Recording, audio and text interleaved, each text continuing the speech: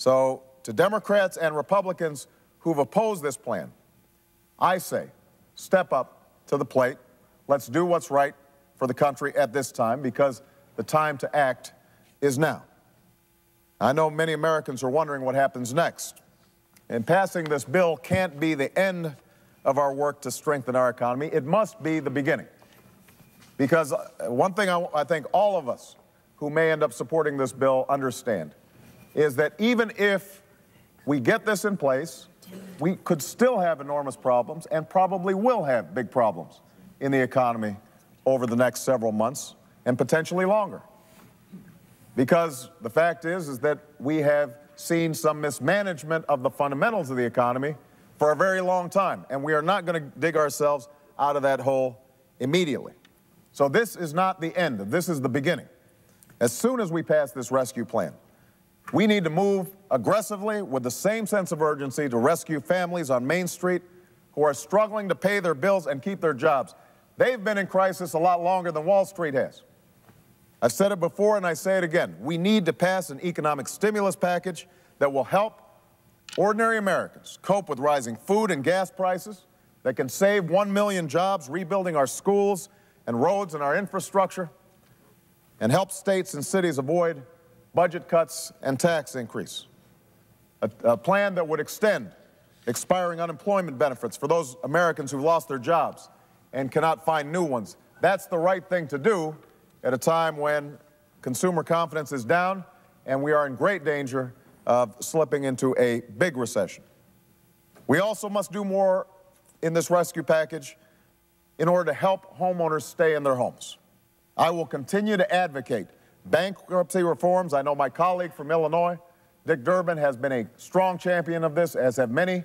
It is the right thing to do to change our bankruptcy laws so that people have a better chance of staying in their homes and we're not seeing communities devastated all across the country.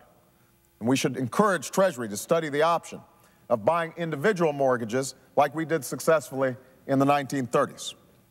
And finally, while we all hope that this rescue package succeeds, we should be prepared to take more vigorous actions in the months ahead to rebuild capital if it's necessary. Now, just as families are planning for their future in tough times, Washington's going to have to do the same. Runaway spending and record deficits are not how families run their budgets. It can't be how Washington handles people's tax dollars. So we're going to have to return to the fiscal responsibility we had in the 1990s.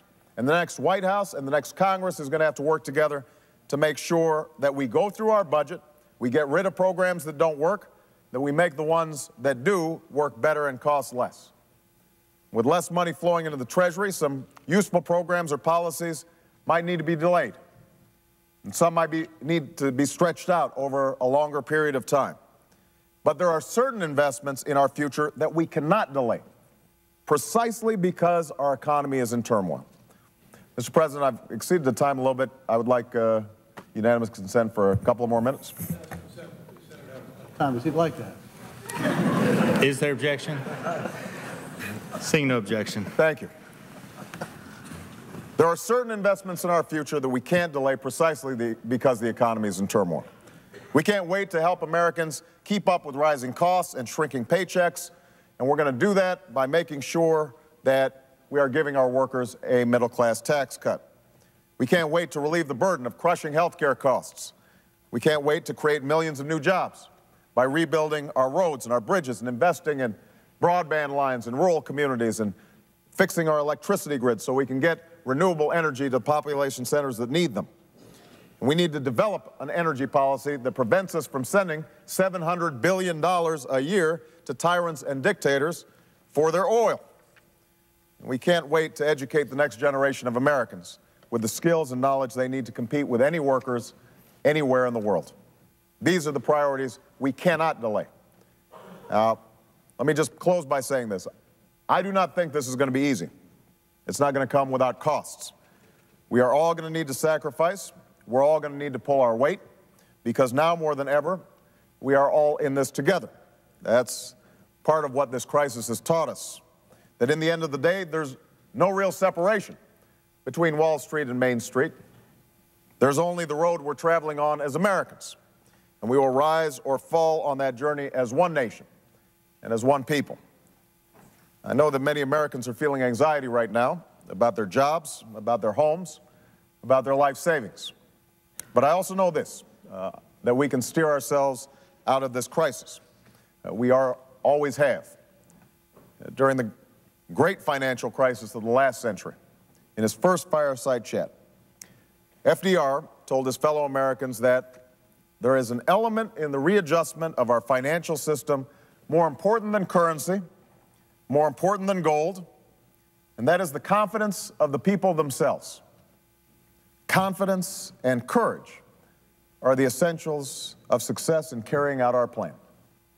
Let us unite in banishing fear. Together, we cannot fail. We cannot fail.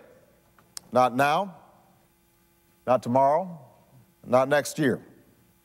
This is a nation that's faced down war and depression, great challenges and great threats.